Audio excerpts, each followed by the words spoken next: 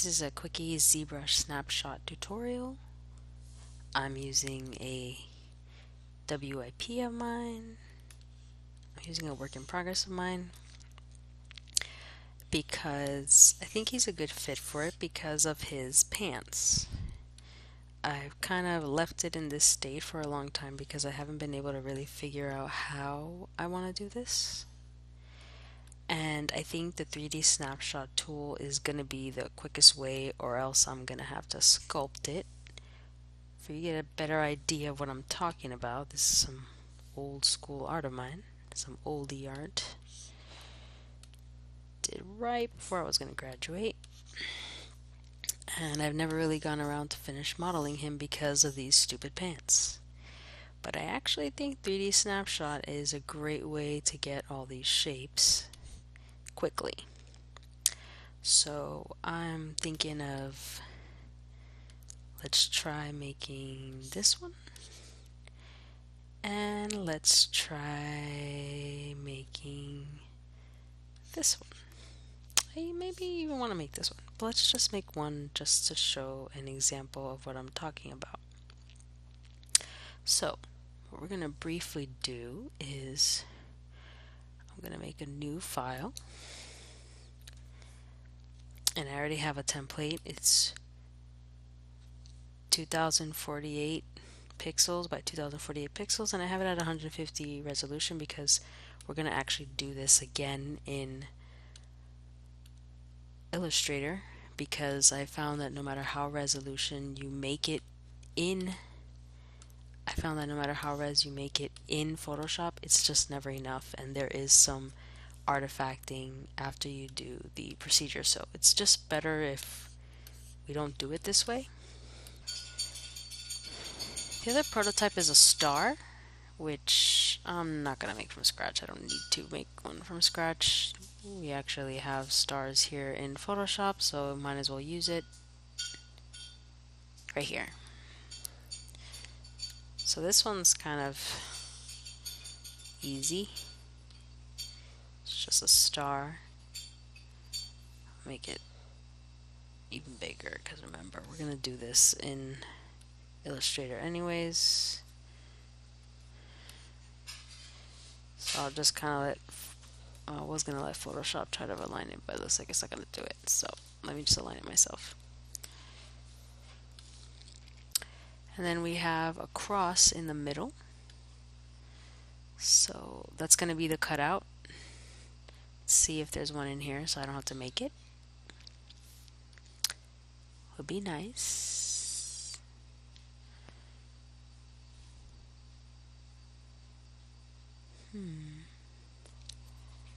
Oh, that seemed like an obvious shape. I thought they would be in here.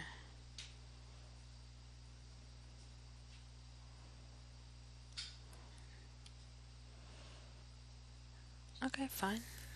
I can make it myself. It's not a big deal. Let's check one more time. Okay, it's weird. Alright, so we'll just make our own with the rectangle. Just gonna switch it to black.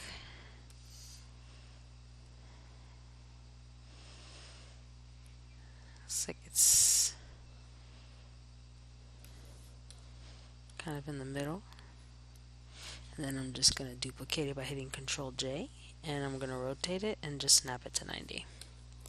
And we got a cross.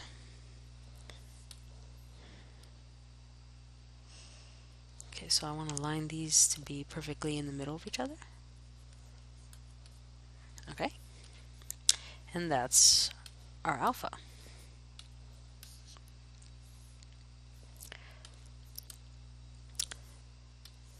So I could technically just right now save it as a PNG.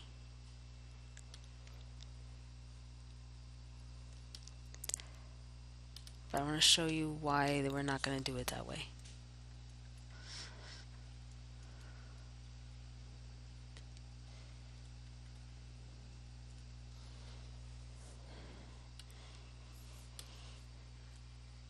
Okay, so let me just close that.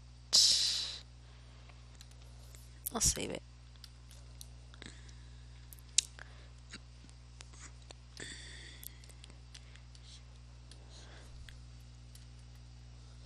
Never know. Okay, so I'm gonna just close this out for a second, and I'm just gonna open up Illustrator for a second.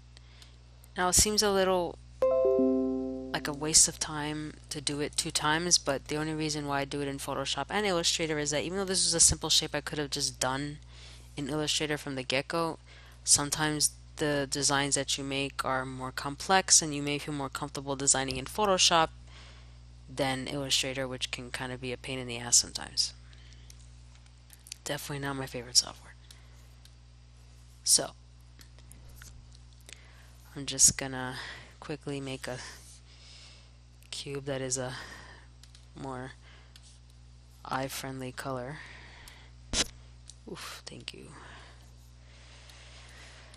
And then I'm just gonna import that shape real quick.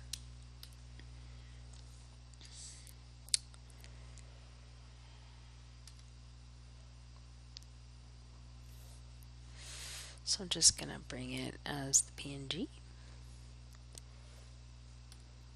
We're just gonna tile these, so I could just make a new layer here and then just drag and drop this into that. Okay, as you can see the problem already, I mean it's just very low res, so we're just gonna match this up. Alright,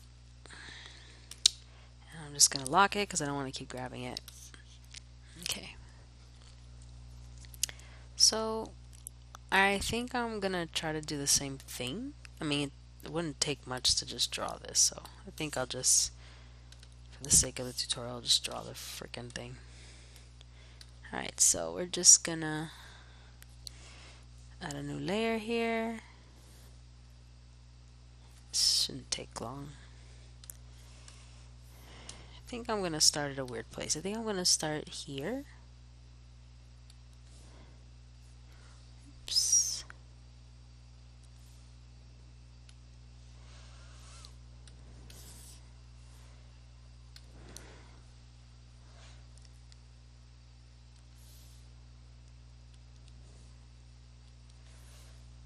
And already it wants to align, which is great. Save me time. Oops. See how much I love this software. Oof. Alright.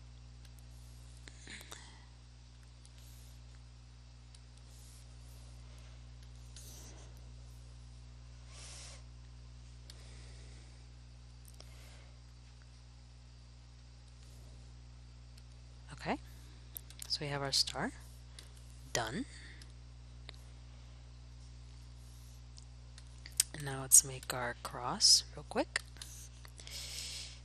That one I will do like this because I don't want to make this.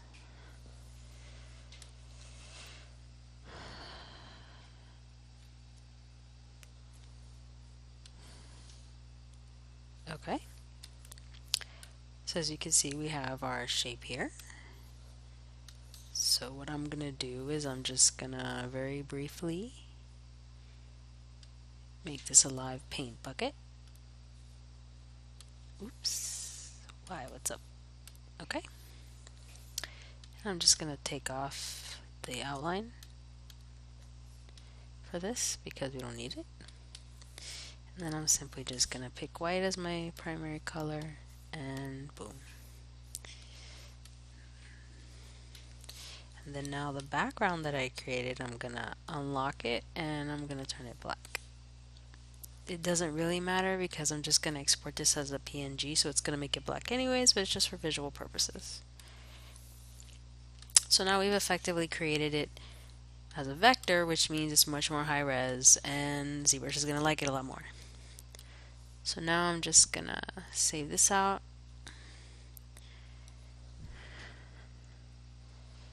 And make this the vector version, which is much more high res, much better.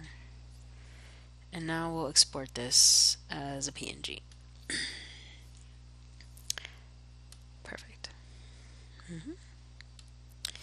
Alright, so we're done here, and now it's off to ZBrush. Real quick. Clearly. Alright. So we see where the star is there. Alright, so I obviously don't want to make this complicated, so I'm actually going to just go to star. And you know how ZBrush is, you gotta have a shape in there before you actually do something, so that's why I have the star one defaulted. It's just easier that way. So before you do anything, you have to load your texture into the Spotlight or it's not going to work, right? So we have to import the shape that we made first to make it a part of ZBrush, and there it is. And then all you do is click on it and say that you want to add it to the Spotlight. And it's already done it. Of course, it's not centered. So you just grab it right here, left click, it's right here. Now it's loaded. I'm going to center it to that star. And now we make some geometry, which is really easy. Here, there's like all these different settings here you could play with. You could rotate, you could scale it, you could do whatever you want. But all I really care about is Snapshot 3D. You hit it, and boom. Okay, so we've actually made the shape. So what I'm going to do is I'm going to just hit Shift Z to get rid of that because it's really annoying. And you see that we have our shape, which is great. So we're going to hide their star because I only want to look at mine. And there you go. It's really easy to make your own shapes.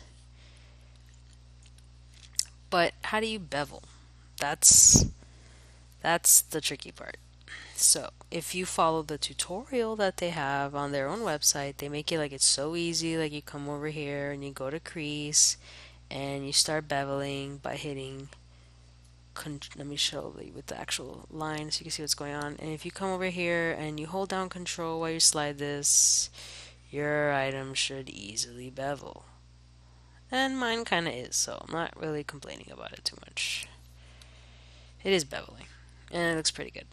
I'm not gonna lie. But here's the thing. If you make complex shapes, this is not going to work. So if I wanted it to bevel predictably, and you saw right there, the moment I flattened it, it just lost its beveling. So you gotta kind of like bring it back a bit, holding down control. But now you see it's done that. So yeah, let's just undo the whole thing. So I'm going to just flatten it first, because I don't really need it to be that thick for this. And then I'm going to bevel it. So holding down control and then moving the bevel width slider, you should be able to get what you want. Yeah, it looks way better. Nice. Pretty nice. Okay, that's version 1. So I made a copy because I want to show you if you use a complex shape that is not going to behave with bevel, there is a way. You can get what you want. It just takes a little bit of an extra step. So you come over here. I'm only putting line fill so you can see what I'm actually doing. I'm just going to hold down Shift Control and start clicking on everything that hides everything but this. And to make absolutely sure that nothing else is in the scene, go to Display Properties and hit double, because sometimes the other side could be there and then you are screwed. So here we go. I have my piece, the only one I need, and I'm going to go to Geometry, Modify Topology, and Delete Hidden. And now that I've deleted hidden, now I've deleted all the hidden geometry, I only need this piece. So what we're going to do is we're going to go to, in the same geometry menu, we're going to actually go to Edge Loop, and we're going to go to Panel Loops. And what Panel Loops does is it adds thickness to single-sided geometry, among other things. There's plenty of other things here, but the only thing I really care about is that. So I'm going to just come over here to Thickness, and don't go crazy with this. You will not like the results. That's nice, but a little too thin. How about 0.1? There. And it kind of already beveled it, but you saw that it caused an error in it. Something is too intense. So I'm going to just go to 0.09, and you start playing the game. We may have to lower this a bit.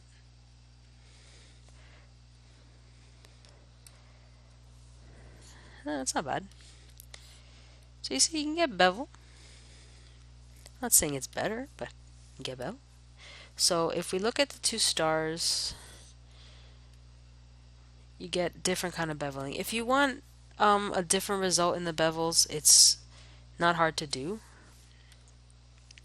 You just have to come over here and start playing with the bevel profile.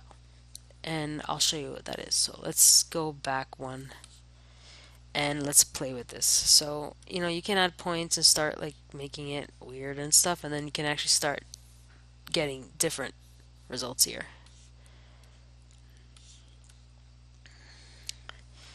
And I wouldn't recommend playing. I mean, you can bevel separately somewhere else, so I wouldn't mess with that too much. Like, I wouldn't just go crazy. You can like hit bevel here. You saw that, right? It just like it added even more, but it starts freaking out.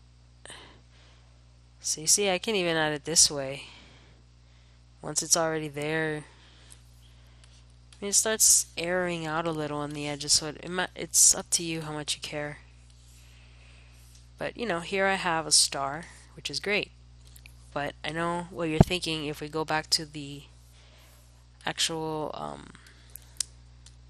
illustration here, it's bent. It's wrapped around something. So how would we get that in ZBrush? So before I show you, I'm just going to really quickly save, because you know how it is. You do something in ZBrush sometimes and it just causes everything to crash. So we're just going to save before we do anything. Okay. So what I'm going to do is I'm going to actually go back to my character and his scene. And I'm going to go, look, I even have where the star is way back when I was actually thinking of crazy enough to actually want to sculpt this, whatever. So what I'm going to do is I'm actually going to append, and the little trick in ZBrush if you want to save yourself time is if you have in this section here a tool that you've just taken out, if you open up another scene that you already had open, like how I had them here the whole time, all I have to do is hit append and I can actually bring my star in to the scene really easily. Stars in the scene, there he is, right in between his legs, which is a weird place to go.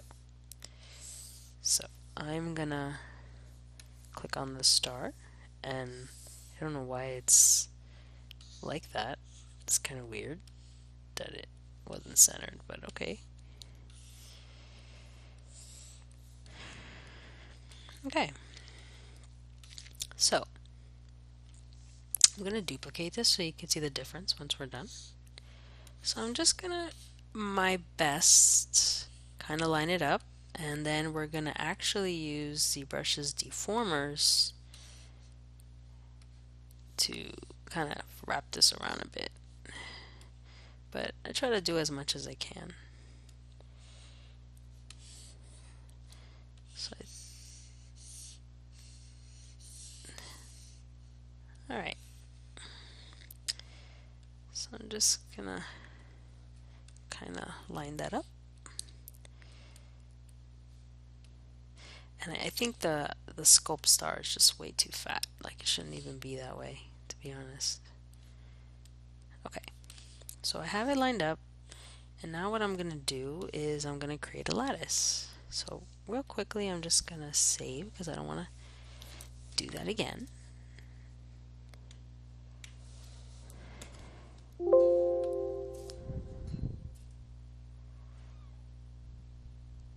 Okay, there. That way if it crashes, we have the star. Okay.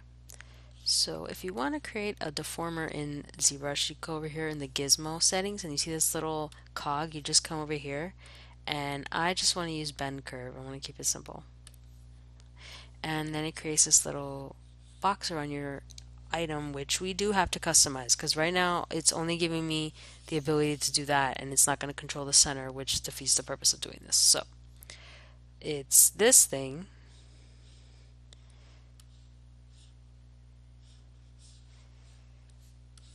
There's settings here that tell you what they do. if I wanted one, okay, want one there. It's giving me 2 points. I'm still trying to figure this thing out. It's so wonky.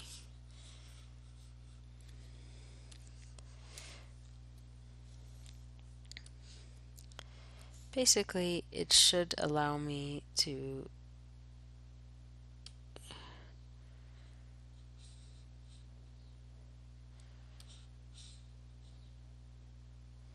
create multiple points. As you can see, it's not really doing that. Still trying to understand this. There we go. Okay, so I think that's good. And then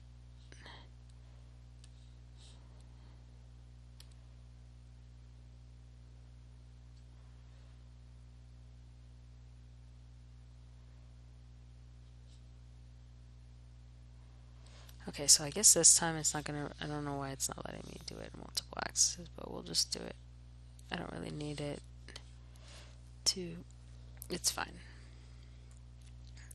Okay, so we're basically just taking it and we're wrapping it around his clothes and then using the other points to kind of make it seem more natural. Now be careful that you're wrapping and not stretching. Those are two different things. And it's gonna look weird because remember we made this pretty equalized shape, so I'm not gonna do all of it like this. I can do some of this myself and I will do some of this myself. It's the only way to guarantee that it's gonna look really good, but this is not bad. This is definitely not bad. It's pretty accurate. I just want to fix that part. It's just, yeah. See how it's like bending a little too much? There you go. Okay. So that's not bad. I think I can leave it like that. So I'm just going to get out of that. And then what I'm going to do is I'm going to use my favorite move topological to do the rest. And the reason why I like move topological is that it's moving it based on the group, so it's not too destructive. It's not like if I was actually using move, which is really destructive, so I personally would not use move. This is fine. So I'm not too worried about this part because obviously we're not even gonna follow that because that's not correct for the outfit. But as you saw, like, you can get something pretty nicely wrapped and deformed on an object without having to actually sculpt it, which saves a lot of time. I mean, I could sculpt this. You can sculpt this star. It's not like it's impossible, but you gotta think about how you're spending your time. And if you could spend your time on something else artistically, they'd just save a lot. So I'm just nitpicking on this part of it. And there you go. Like, his star is done. Some weirdness happened here. Just noticed that. Must have been as a result of... And be careful not to smooth, because you beveled. Smoothing's not gonna work. It's gonna just make it look weird. You could actually fix that just by, tweaking it a bit. So, now I can just solo it, and you can actually see how the star is wrapped and deformed. And, you can come over here and actually start elevating this part. Just like everything else in ZBrush. It's all about aesthetics. What you like. What you want it to look like. It's up to you.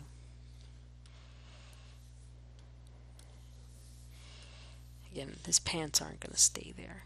Now I can replace it. But you see, now we can actually change it to that color. So let's make that, was it like a navy green or something? It looks ugly. Let me look at it. That's how you can use deformers in ZBrush to make shapes really quickly. Bye.